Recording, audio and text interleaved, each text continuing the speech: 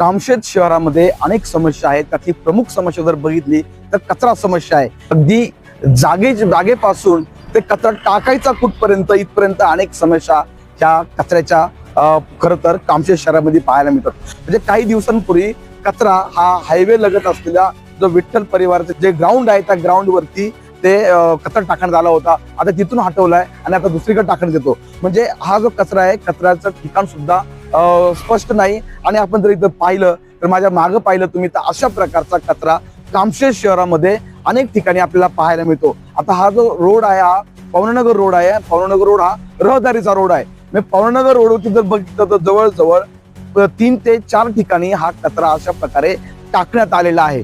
त्यामुळे खरं तर कामशेत ग्रामपंचायत याबाबत अतिशय उदासीन असल्याचं आपल्याला पाहायला मिळतंय. आणि हा कचरा कधी जाणार म्हणजे अनेक वर्षाचा प्रलंबित प्रश्न. मात्र कामशेत ग्रामपंचायत अजून पण झोपेच्या अवस्थेमध्ये असल्याचं आपल्याला पाहायला मिळतंय. खरं तर तात्पुरता का होईना हा कचऱ्याची विल्हेवाट ग्रामपंचायत लावणार का?